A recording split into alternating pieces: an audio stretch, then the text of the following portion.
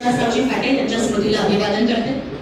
मोहोळ तालुक्याचे भाग्यविधाते, मोहोळ तालुक्याचे परमनंट आमदार म्हणून ज्यांना ओळखलं जातं, माननीय राजाजी पाटील साहेब, माननीय नाना फाटे, आदरणीय नानी फाटे, मंचावरती उपस्थित सन्माननीय कविवर्य आपा ठाकूरजी, शिवाजी बनकरजी, सुनीलजी जवंजाळ आणि सर्वजण उपस्थित सर्व मान्यवर।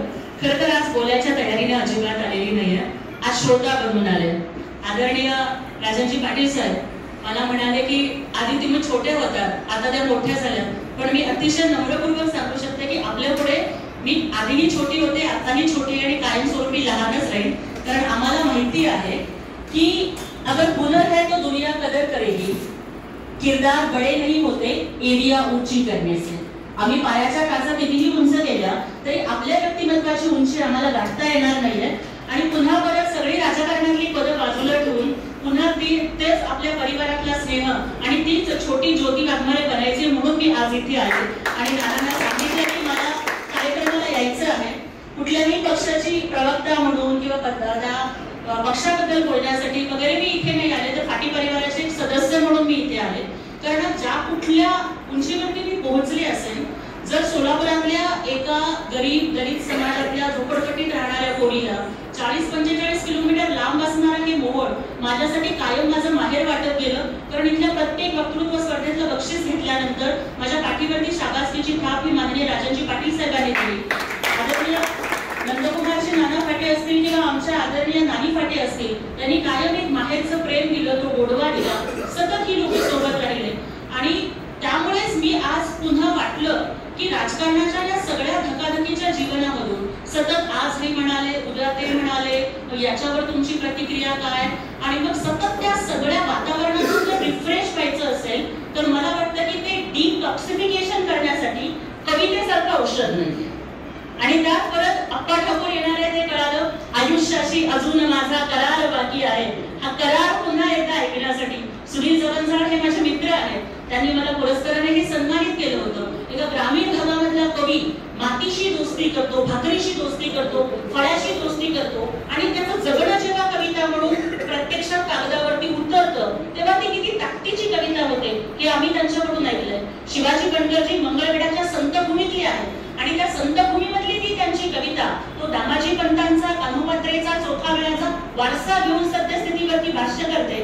तुमचं ऐकायला आज आली आहे, कारण पुढच्या लढाया लढण्यासाठी जे काही टॉनिक आवश्यक आहे, ती ताकद आवश्यक आहे, ती शब्दांमधून मिळणार आहे। कारण संत तुकाराम सुद्धा म्हणतात की घासावा शब्द, तासावा शब्द, तोलावा शब्द बोलण्यापूर्वी, शब्द हेची कातर, शब्द सुई दोरा, बेतावेत शब्द शास्त्राधारे, बोलावे मोजके, बोलावे नेमके, खमंग आणि खमके, ठेवावे भान, अशा पद्धतीचे हे शब्द आम्हाला ताकद देणार आहेत। राजकारण हे जर वाळवंट असेल तर कविता हे त्या वाळवंटातलं मरुद्यान आहे, वाळवंटातलं ओयासिस आहे।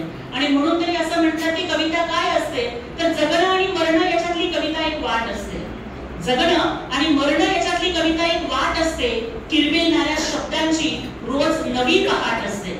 किंवा आमच्या सोलापूरचे जे कवी म्हणतात की कवी काय असतो, तर ते म्हणतात की माणसांच्या समाधीवरती फुलं ठेवतात हे माहितीये मला, माणसांच्या समाधीवरती फुलं ठेवतात हे माहितीये मला, पण फुलांच्याही समाधीवर ठेवावा असा एक नाजूक हळवा जीव असतो, कवी म्हणतात त्याला।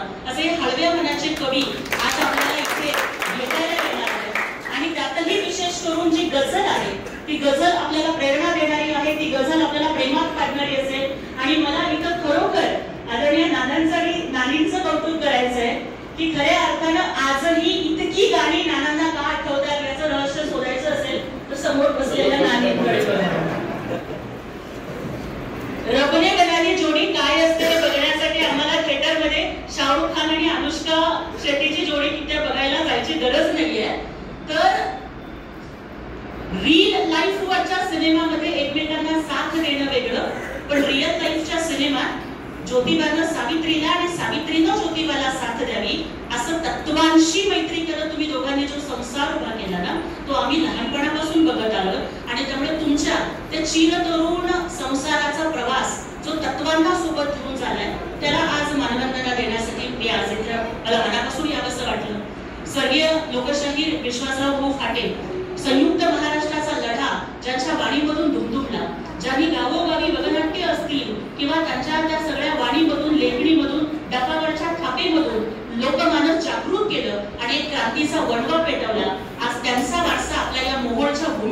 आणि सोलापूर जिल्ह्याच्या भूमीला आहे याचा आम्हाला अत्यंत अभिमान वाटतोय। त्यामुळे तुम्ही आणि कविता याच्यामध्ये जास्त वेळ व्यत्यय बनणार नाही। पुन्हा एकदा म्हणजे 8 महिने पाऊस पडलेला नसला तरी सुद्धा एका श्रावणाच्या सरीनं पुन्हा एकदा वाढलेली सगळी झाडं हिरवीगार व्हावी तेवढी ताकद ही कवितेमध्ये असते, तेवढी ताकद ही शब्दांच्या मध्ये असते आणि ती ताकद अनुभवण्यासाठी तुमच्या इतकीच मी सुद्धा आतुर आहे। आपण एक श्रोता बनण्याची संधी मला या ठिकाणी दिली, त्याबद्दल मनापासून आभार मानते आणि इथेच थांबते। धन्यवाद। जय हिंद, जय महाराष्ट्र।